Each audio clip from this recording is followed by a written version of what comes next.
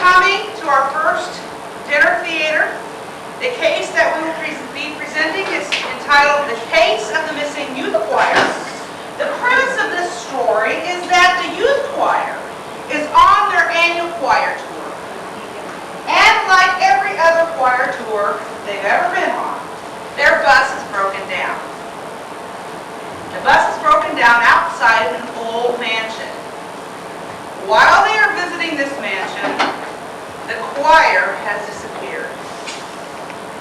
And the question we are left with, that we are going to solve today with your help, is who done it? Allow me to introduce to you our characters. Since we are at an old mansion, we must have a butler. This evening, our butler is named Red Butler and is played by Andy Barnett. Now, in real life, Andy is a very personable individual. He is also an insurance salesman. So, at the end of tonight's drama, please beware or he will try to sell you an insurance policy. Of course, a mansion and any good drama requires food. So we must have a cook. Our cook tonight is named Cassandra or Cassie Roll. And she is played by Lisa Kinderman. Now, Lisa in real life is a physician, but she also likes to cook. However, let me warn you, if she invites you over for barbecue ribs, I would find a way not to go. The last time she had me at her house for barbecue ribs, I ended up in the hospital with an emergency appendectomy. Of course, since we're talking about a choir tour, we must have choir members because it would not be natural for all the choir members to be missing. So we have 3. Our first one is a normal teenager by the name of Clara Sill. And Clara is played by none other than Rebecca Chapel. We also have a choir member who is somewhat different. And, well, I'll just tell you her name. Her name is Ariel, but we call her Airy Peg. And she's played by none other than Beth Starrett. Beth! Excuse me, I messed up her up here. Beth didn't have to really work too hard on this part. It comes very natural to her. Our third teenager is the uncooperative teenager. And believe me, she is uncooperative. Her name is Bo Ring, and she is played by Stephanie Chapel. What can I say? Of course, if we have choir, we must have a choir director. And our choir director is a very happy lady by the name of Ann Enthusiastic. She is played by Debbie Blair. Since we are on a tour in a bus, we must have a bus driver. And Mr. Able to Drive is our bus driver. He is also a Mr. Know-It-All.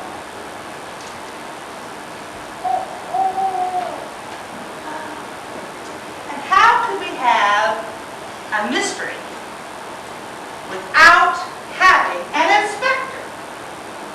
This inspector is my favorite inspector, and I hope by the end of the evening will be your favorite inspector. Inspector Casey Salt, played by Kathy Barnett. Huh? Didn't say who able to drive was. Oh. Mr. Able to Drive is Dale Starrett. Kathy, let me tell you a little story about her. It's rumored that she even lost her husband in the church house. But nevertheless, she's our inspector for the night. Before we get started, let me just share with you a little bit of the order of the evening. The play is broken out into 3 acts. There will be about a 10-minute intermission after the first act, in which we can refill your drinks for you. After the second act, we will serve dessert. And after the third act, you will get to tell us who you think done it. As you probably noticed in your program, there is a ballot. There are pencils on your tables. We gotta get pencils, Heather. Pencils on your tables that you can take notes. Be sure to pay attention to what you see and to what you hear. And now I think we will present to you at this time the case of the disappearing youth choir.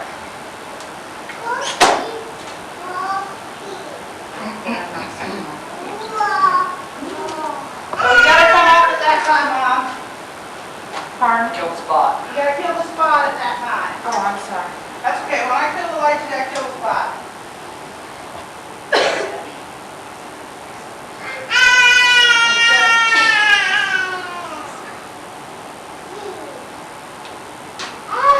Oh, you guys gotta be frozen when I come up.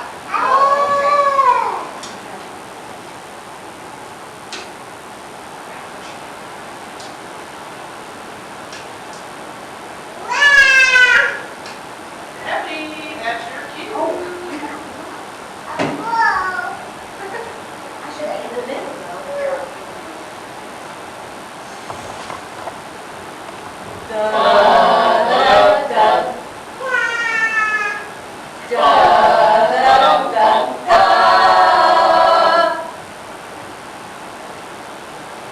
It's a dark and stormy night.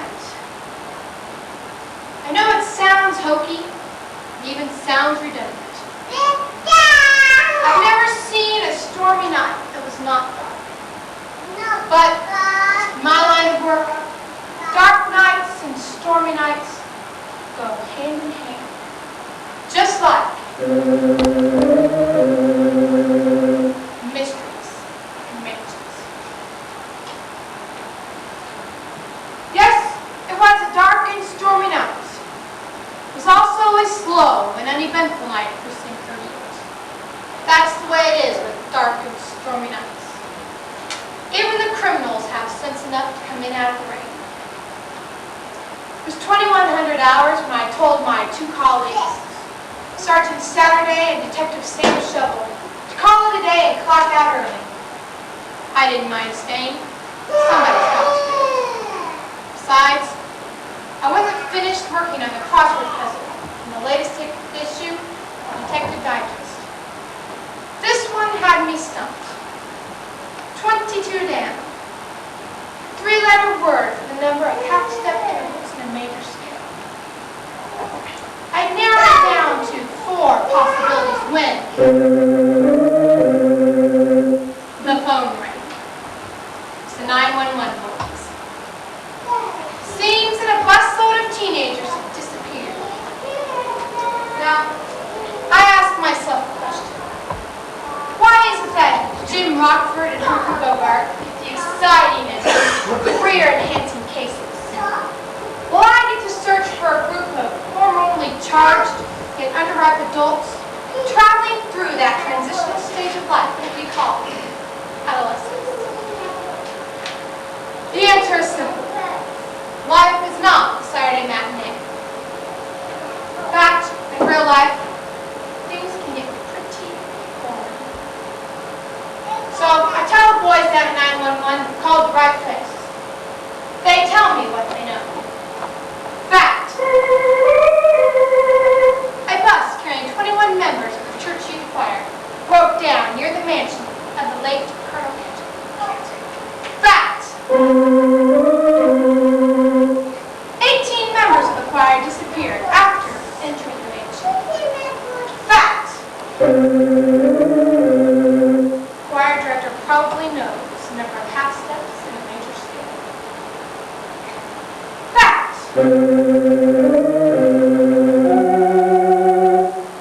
I'll find where the teenagers are and who is responsible for their disappearance. Or my name isn't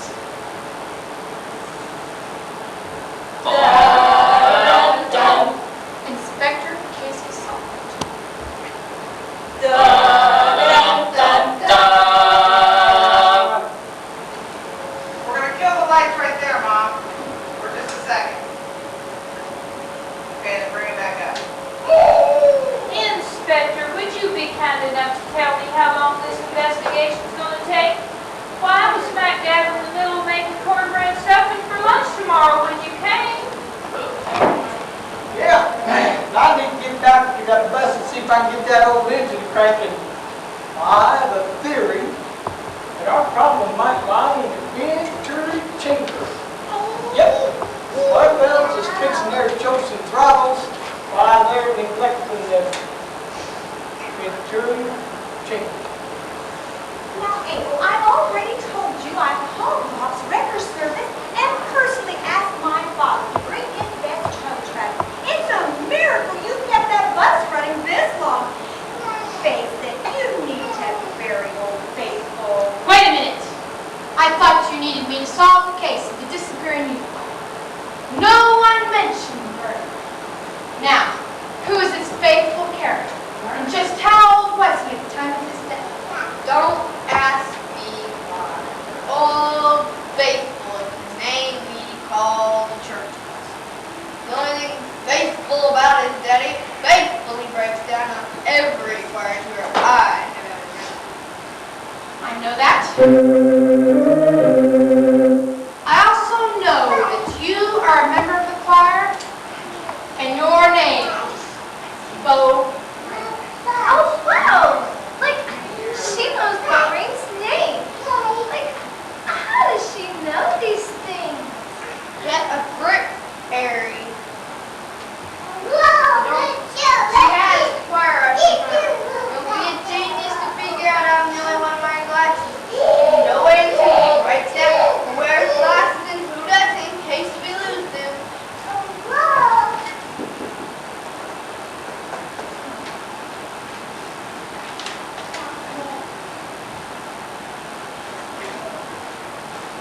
I have an idea, Inspector.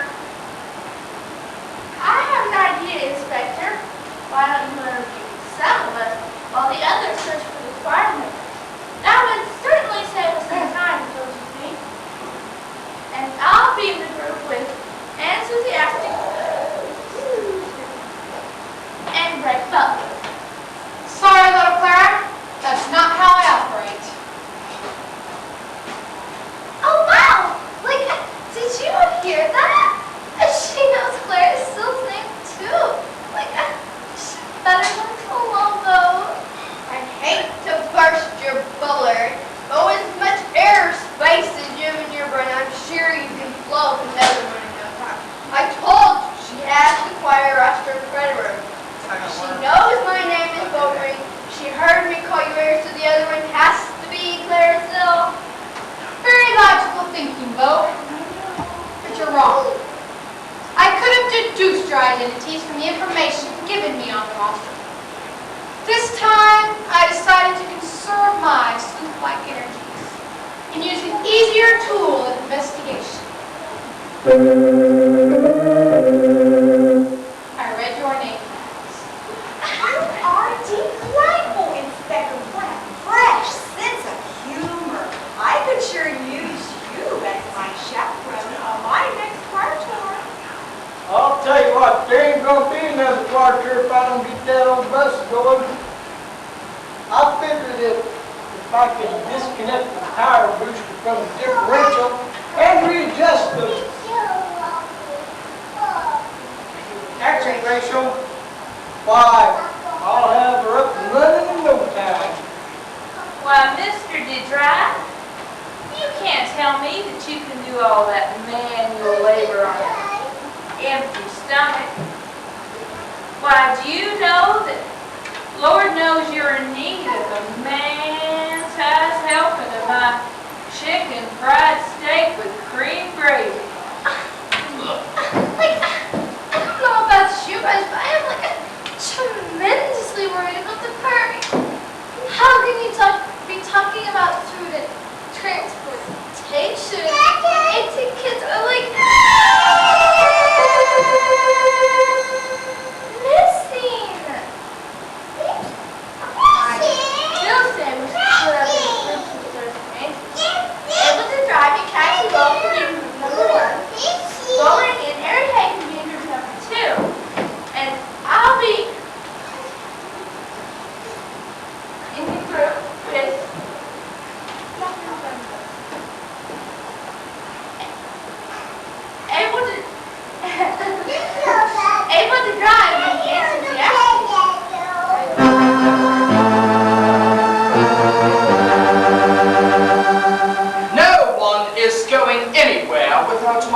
close supervision, the responsibilities and the furnishings of this mansion lie in my charge.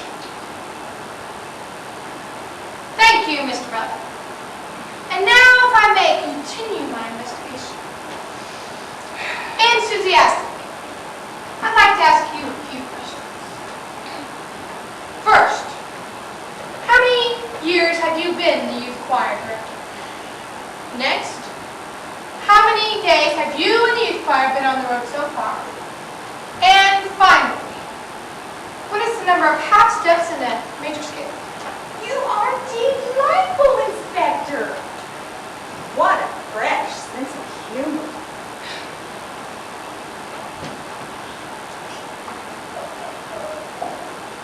The answer to all the above is 2. And how about you, able to drive?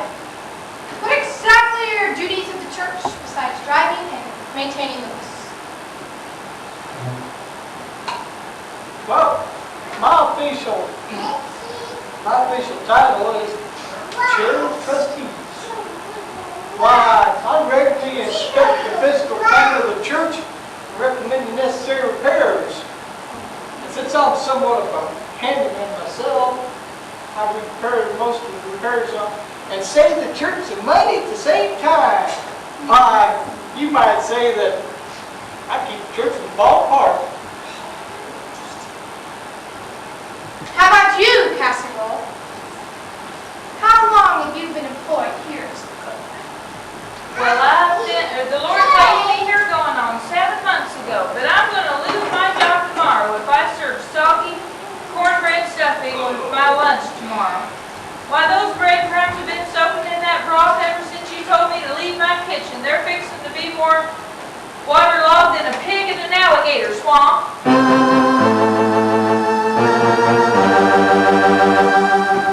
Miss Roll, if you could refrain from your idle chatter about grits and black-eyed peas, the inspector here could get on with her investigation and find out what these strangers are really doing here.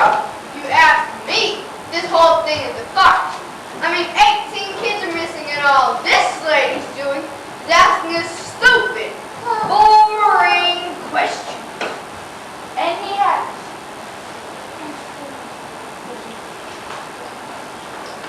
And she hasn't asked Red Butler any questions.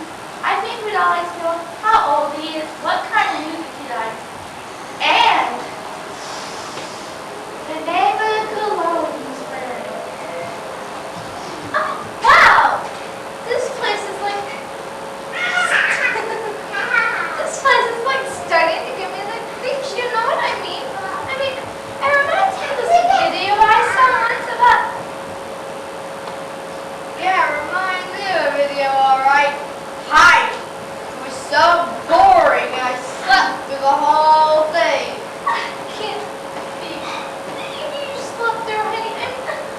I cried so hard, my eyes were swollen for a week. Now, kids, we'll have plenty of time to talk about old videos later. Right now, we need to help Inspector Saul find the others. Clara, tell the Inspector what you told me. Oh, you mean that I think Red Butler's still for me? But you and he would make it perfect. Oh my! Am I blushing? No, but what about when you first noticed the rest of the group was missing? Oh yeah, we were all huddled together in the first room on Broadway. You know, the 12 o'clock bookstore. That would be the library. Yeah, that's where we go.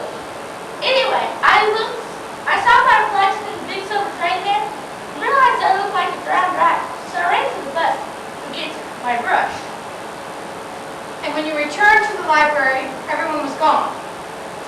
No, he was there. Please be more specific, little Clara. Red Butler. Was there anyone else in the library at that time? No, we were alone, but I don't think he even noticed I was there. Just like now. Approximately how much time elapsed between the time when you left the library full of your fellow choir members and returned the Red Butler report? About 2 minutes. I ran because it was raining so hard.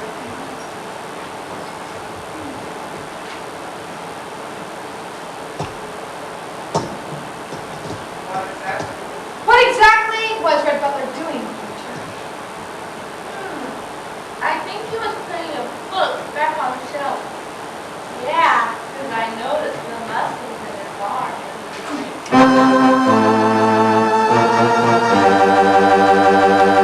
Inspector, I hardly feel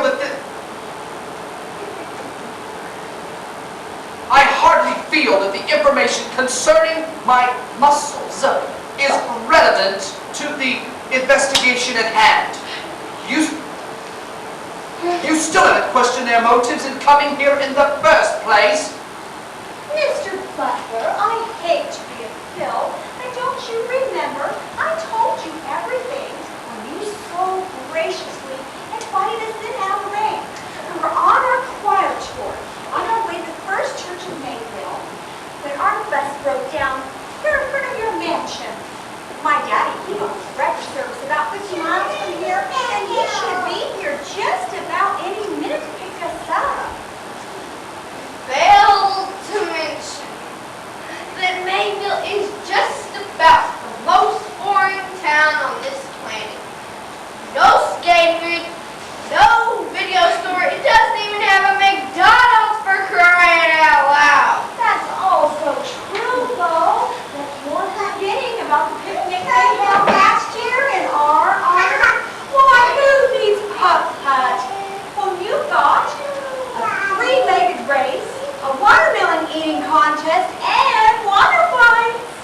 You forgot to mention the cow chip talk. Oh.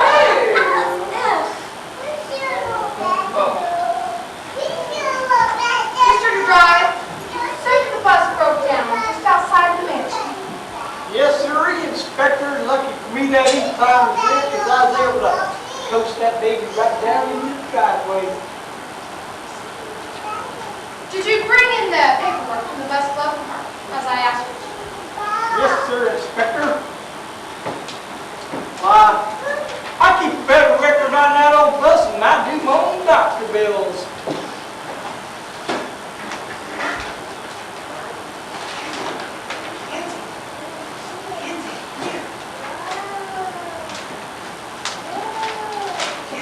I see. Just as I thought. You failed to include all the paperwork.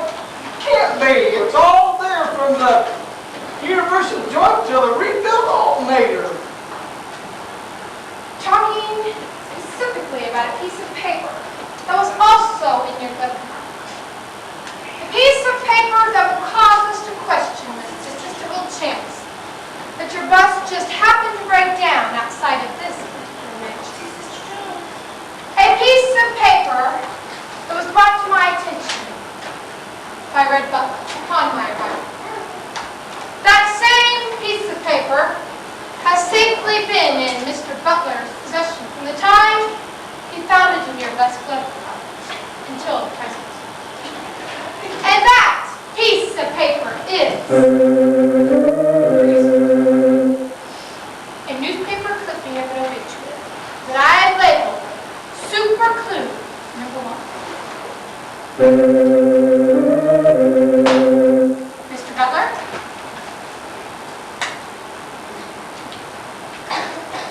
Super Clue #1 reads as follows. Retired Army Colonel Claude Pershing Ketchup of Huntsville County died Wednesday at age 78. He was a World War II Army veteran and eternal member of the CCA. He is survived by his wife, Ethel Lynn Ketchup. Burial with military honors will be at 10 o'clock Saturday. Rest in peace.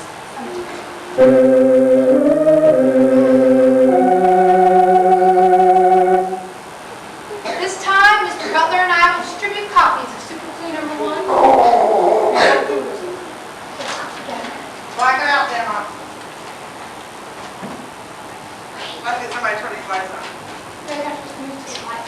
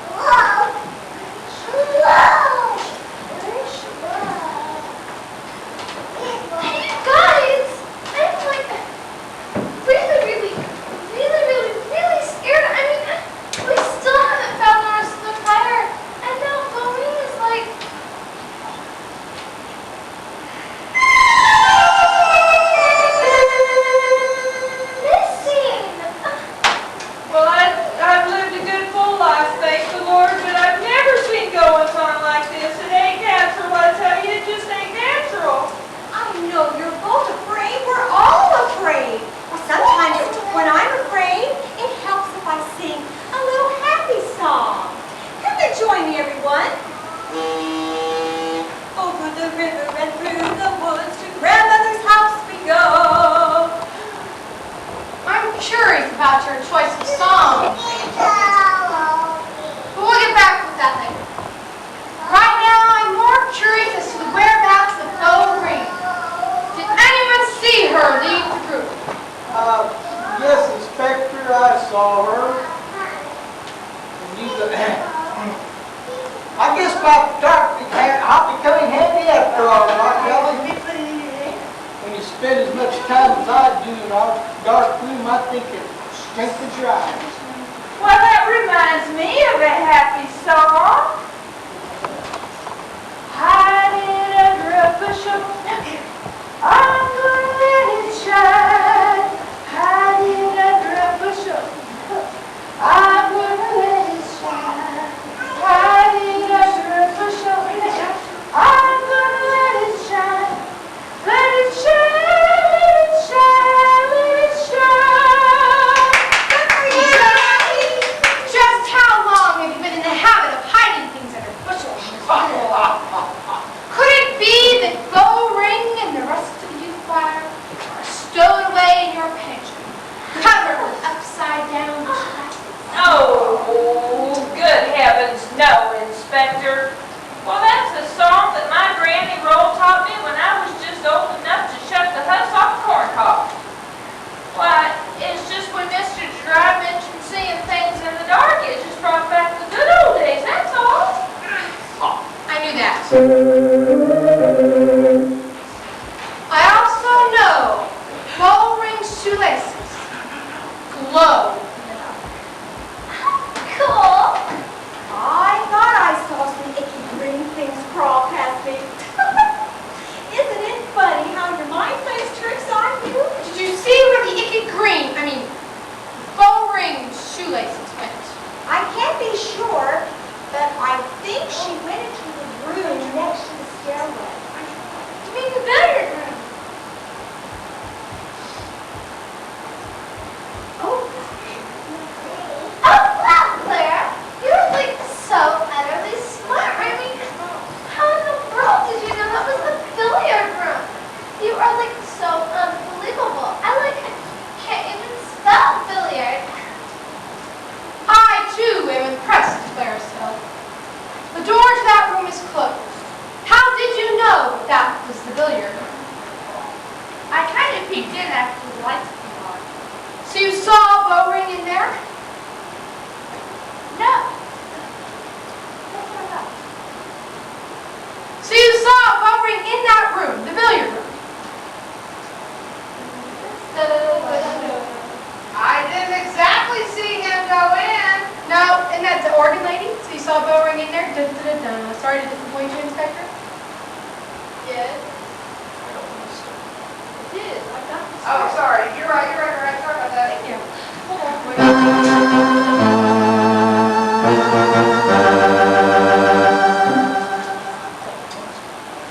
Sorry to disappoint you, Inspector, but I was the only one in the building when the girl followed me in. Oh, now you can't tell me that that child could see you when it was darker than a hot kettle full of black tar. There's no way in God's green earth she could have seen you go in there. I didn't exactly see him go in there. I smelled him. Don't you think he smells divine, enthusiastic? There. Wow! So that's what it smells so awesome. That is one radical aroma you got there, Mr. Butler.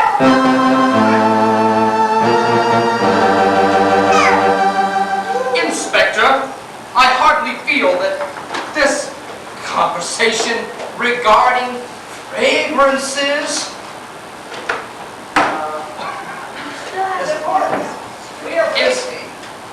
I feel that we are wasting your time and mine with this needless discussion of fragrances.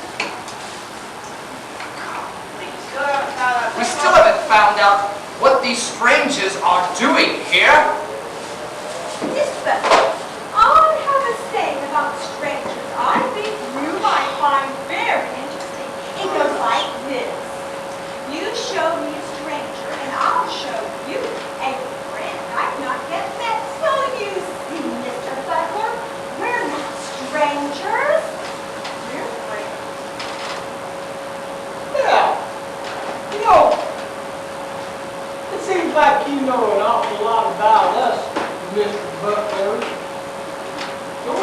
don't know much about it. You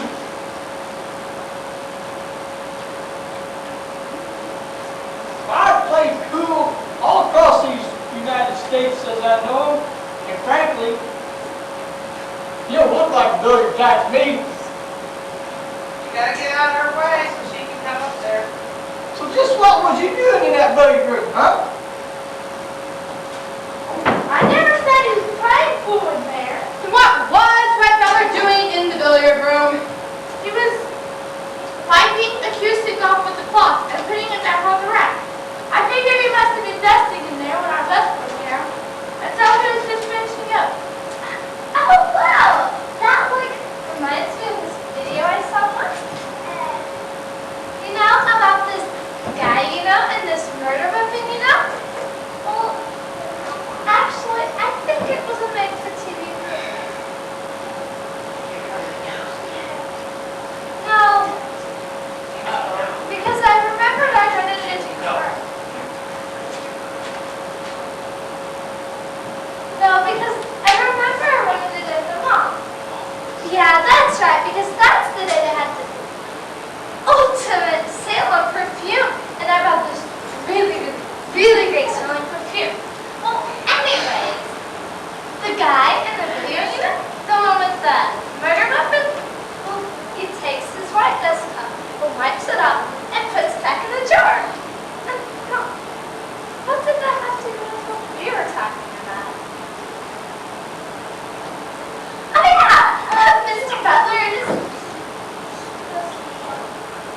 Oh no, now I'm really scared. Oh, now, child, you know you have nothing to be afraid of as long as the Lord is taking care of you. Where's your faith, child? Maybe we ought to call our parents.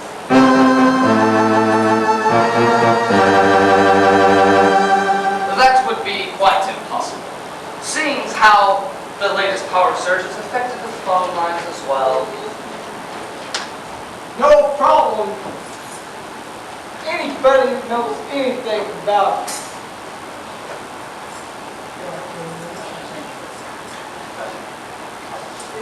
Anything the matter of knowing your yellow wire from it's here? basically a matter of knowing your yellow wire from your red wire and your black wire from your green wire. You know what they say? Everything I ever wanted to know learned in kindergarten. Just, where does that wire come in at anyway? Basement, I suppose. Just show me the way and I'll have Bob well up and running in no time. Well, Mr. DeDrive, I have a telephone in my kitchen. And you're welcome to use that if you want. And while you're in there looking at that telephone, I can fix you up a man-sized helping of my blackberry cobbler ice cream.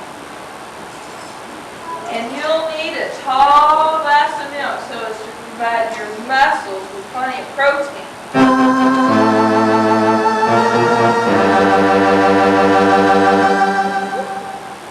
No one will be going to the kitchen or anywhere without my close supervision. It's bad enough that that dreadful bowl drink got away. Did he say got away? That's escape? Oh no. Maybe Barbara knew something we didn't know, and maybe she made a run for it when the lights went out. Oh no, how am I really scared? Happy, Erin. Remember to be happy.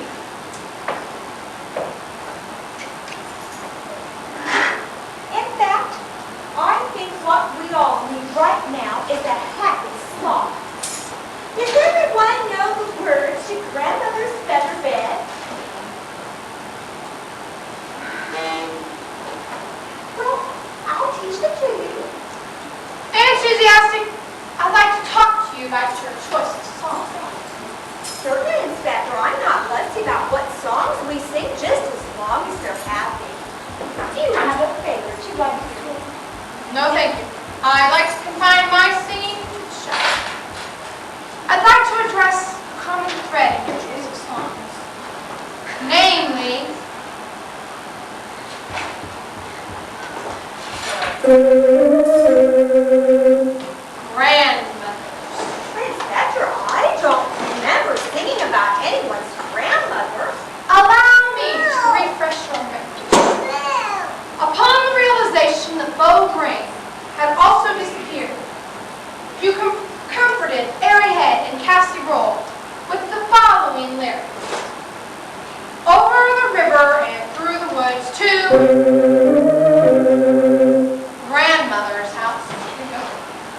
Oh, that song reminds me when I was a little girl and my brothers and I would get in the back of Daddy's old red pickup truck while he'd drive us out to the state line where Granny Roll lived.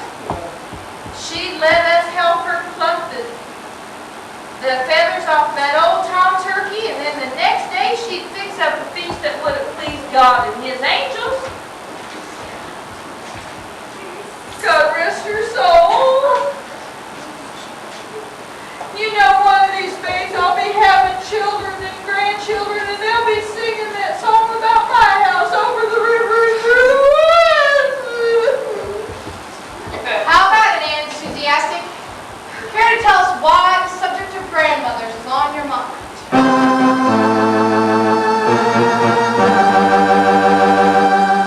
Inspector, perhaps these documents will be of assistance to you. I found them in Aunt Susie Aztek's handbag.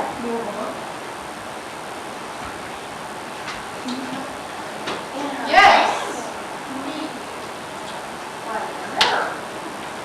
I will label these documents Super Clue number 2 and Super Clue number 3. What did they say, Inspector? Super Clue number 2 reads as follows.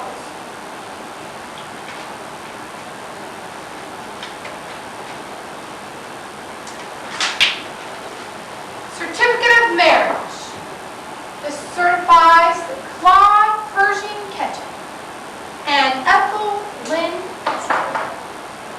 were by me united in holy matrimony, Reno, Nevada, on the 14th day of February, in the year of our Lord 1963, according to the ordinance of God and the laws of the state of Nevada. Signed, the Reverend Dale E. Brett, Sr. And witnesses, John and Mary Jones. What? Enthusiastic. Ethel Lynn's maiden name was the same as yours. Aztec. You're close, casserole, but I wouldn't count on a booby prize if I were you. Perhaps Super Clue number 3 will help you better understand. It reads as follows. New York Department of Health, Division of Vital Records, certification of birth. Certificate number 5554756. Birth date December 7th, 1943. Name Bob Aztek. Gender male. Town Newport. County Montgomery. Father's name E.L. Stretch Aztek. Age 32. Father's birthplace, New York. Mother's maiden name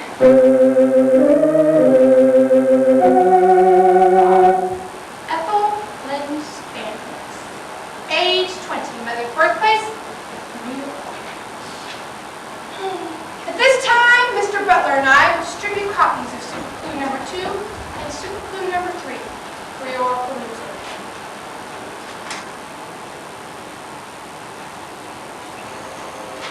Between Acts 2 and 3, are we in the exact same? Don't mention it. When you pick as many likes as I have, it kind of becomes second nature to you. I'm just sorry it took so long. I should never have sent old Cassie roll out the bus to get my tools. Yeah, that one too. Perfect. Cassie Roll, take it. It wasn't my fault. It was underneath all the luggage and sleeping bag. Well, Mr. DeTribe, I'm so proud of you. While you had enthusiastic and Red Butler out of that conservatory faster than a New York minute, why, bravery and skill like that need to be rewarded. Why don't you come with me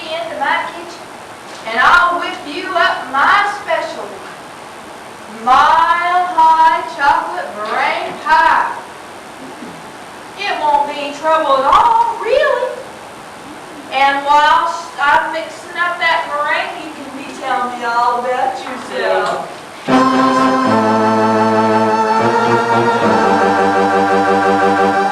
There will not be any of my hot chocolate meringue pie, or any fried okra, or any deep fried whole chows, or any other southern delicacies, until I find out who locked Ann Susie Astick and myself in the conservatory. Well, Mr. Butler, I know you've never appreciated my southern cooking. You've never tried to hide your feelings around me. But you know, I think if you would just try my food, you might like it. Why, you know, I remember my Annie Mae when I was a little girl and she tried to get me to try cottage cheese. Well, I looked at it, and it looked like the cut of a cow on its third trip through its stomach. And I smelled it, and it smelled about the same. Well, it wasn't until I tasted it that I could see it wasn't half as bad as it looked or smelled. Do you know what I think, Mr. Butler? I think you're afraid to try my cooking. Because I think you're afraid you might like it. And then your little old nose wouldn't have half as much fun for sticking up in the air without the good reason. What was that? Everything! No, it wasn't Airhead. Unless she's a very good ventriloquist. The scream we heard actually came from your mouth, Ursula. No, I mean Airhead. It's missing. She disappeared beside the others. I knew that. I also know that she was headed for the conservatory when the lights went out. Now, Inspector, there's no way you could have seen that child go. In there, it was darker than a polecat in a coal bin. Professional sleuth uses all five senses, Miss Roy. True, I could not see Airhead enter the conservatory. But I could hear her. The decorative bells she wore on her shoelaces had a similar effect to that of a cowbell.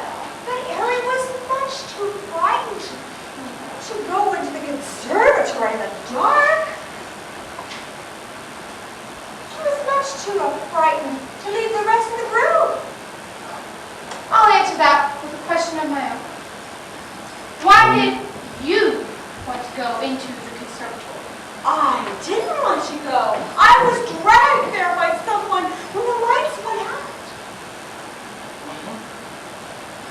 Inspector, well, I don't claim to be a super sleuth like you, but I have seen my share of Perry Mason reruns. Yep, you know Perry go way back. But anyway, don't you think it's sort of a coincidence that every head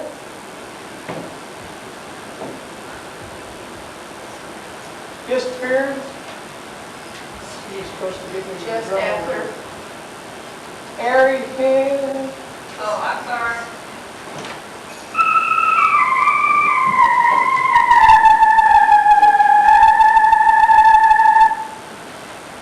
Disappeared soon after comparing a murder video with Red Butler wiping his fingerprints off a Q-stick. He wasn't wiping his fingerprints off the Q-stick. He was dusting. Let's retrace the events during the blackout. A. Airhead entered the conservatory, as did Ann Susie Astick and Red Butler. B. Someone closed. Third, the lights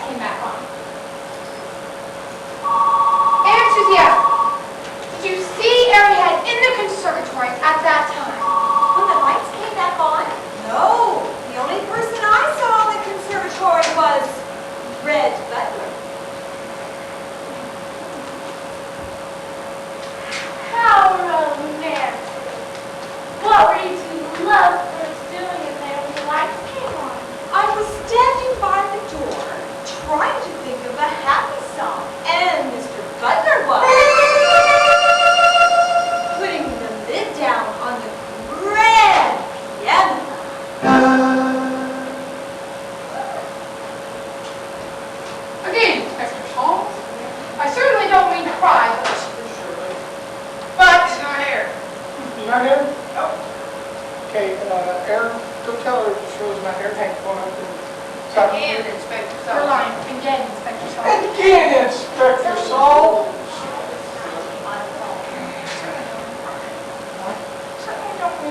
I certainly don't mean to pry, but since I'm a member of my neighborhood watch group, I think that me and you could team up together and crack this case wide open.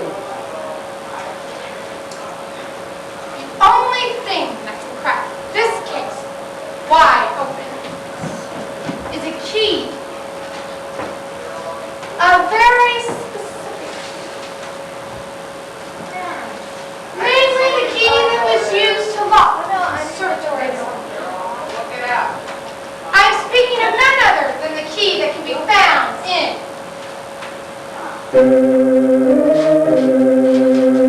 Clara Sill's left shoe. All right. How'd you know? Actually, I didn't know. It was a highly calculated guess. You limped when you came back in with the toolbox, favoring your left foot. And you failed to mention any recent injuries. Clara, why on earth would you lock us up in the conservatory? Ever since I laid eyes on that dog, I knew that you and he would make the perfect couple. But neither of you do it. So I finally had to take things in my own hands. I'm really sorry. Now, Clara Phil, don't you know that you ought to pray about things like this and then the Lord will work them out so you don't have to meddle? Why, you know me, I've been praying for a husband for many years. And I know he's heard my prayer and he's going to answer it in his own time.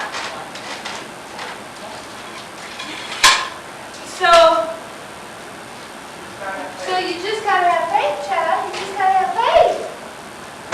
How about it, little Clara? Care to tell us what you did with these? I told you, I haven't seen them since we were all in the library. Ah, yes. That's right. And when you returned from the bus, the choir was gone.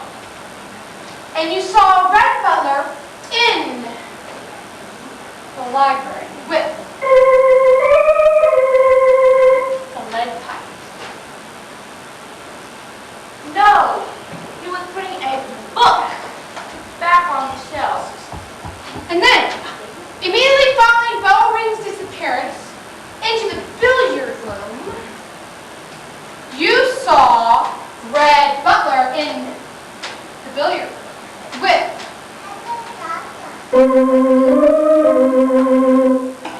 a wrench.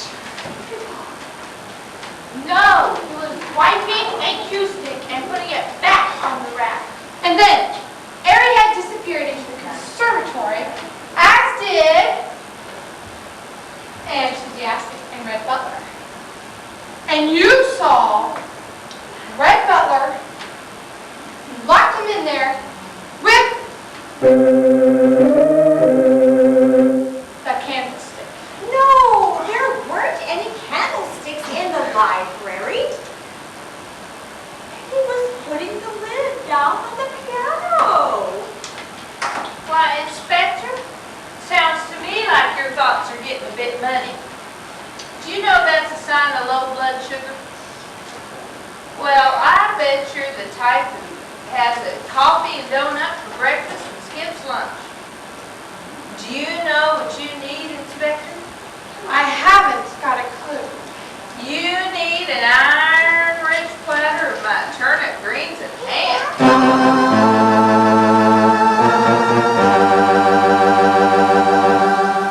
With all due respect, Inspector, what I think you need is more help.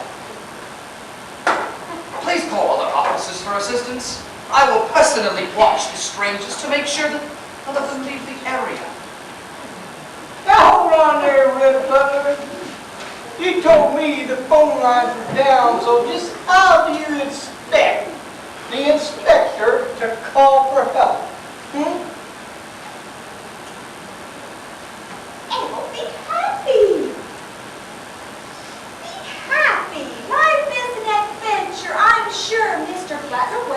referring to the inspector's car phone.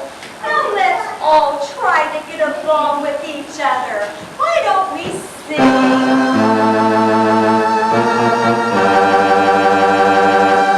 There will be no more singing. Inspector, please make the call. I will keep my eye on them. Red Butler, I've put up with your snobbish attitude for 7 months now. But I will not have you being rude to our guests. Well, you know the Lord placed them here for a reason. A very good reason.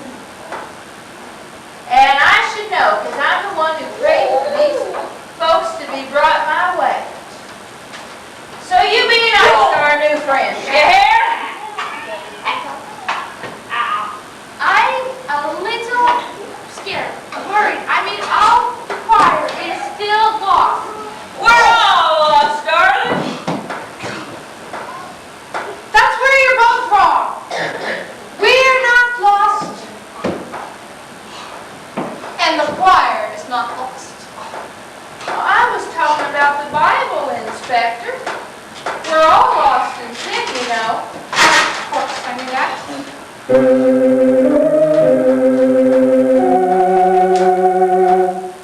I also know the whereabouts of the youth choir.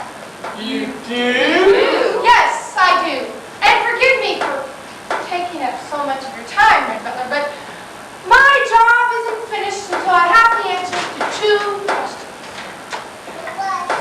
Question number 1. Which one of you would benefit from hiding the choir? The answer to question number 1 is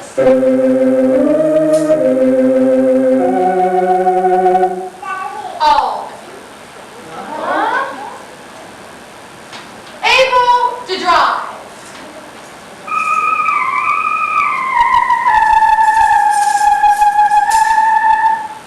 AKA fix it me. You've been wanting a new bus for the church for quite some time. But as chair of the trustees, you know that the church budget cannot afford it. Could it be that you saw Colonel Ketchup's obituary in last month's newspaper and came here to ask Mrs. Ketchup to donate a bus to the church? And could it be that you've instructed the choir to wander throughout the mansion in order to find her room? Perhaps a serenade was also in your plan. And that brings us to casserole, a.k.a. crafty cook. You've been praying for a husband for quite some time. And we've all watched you try to get able to drive into the kitchen on numerous occasions. You've even admitted that you think God sent the bus here as an answer to your prayers. Could it be that you've hidden the choir as a way of keeping able to drive here and getting to his heart through his stomach? And Claire Sill, a.k.a. Cupid's arrow. You seem obsessed with matchmaking. Obsessed enough to commandeer a plan with your fellow choir members to hide throughout the mansion. This would give you ample time to arrange a romance between Red Butler and Enthusiastic. Which leads us to Enthusiastic. AKA the happy songbird.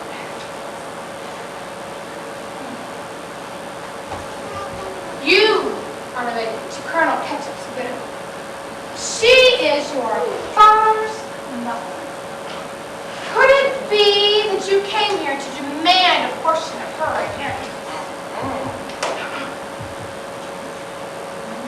that you call Bob's Breakfast. That's the name of the towing company that your father owns. But he has not arrived in all this time. Could it be that you pretended to call, but instead you hid your choir throughout the mansion to prolong your visit to grandmother's house? This would give you ample time to search for her room. Now, the butler. Red butler.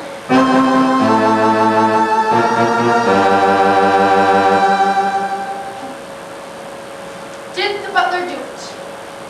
I wonder. In all my years in this line of work, I've never met a butler who is as paranoid as you are. You act as if this is all part of a master plot to rob Mrs. Ketchum of all of her worldly possessions. Could you have in your manic state of paranoia locked the choir up to keep an eye on them? And just what were you doing with the lead pipe, the wrench, and the candlestick? No! It was the book, the cue stick, and the piano man! Right, I knew that. I also know that I have still one more question. Question number 2.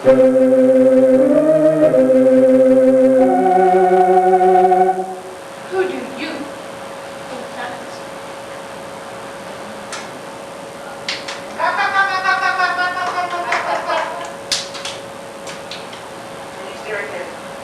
Present?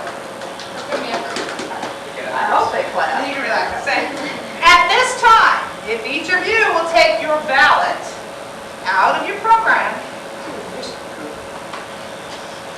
mark who you think done it and the motive. The cast will collect their own ballots. So give the ballot to the person you vote for. Also, if you'd like to be on our mailing list, place your name and address at the bottom of the ballot, and we will add you to our mailing list. And you go out and I'll turn the lights on. There's no right to say like that. Do the people actually select who they can get? Right now in front of you. Chris, don't we I lose, nobody voted for me. like if a whole bunch of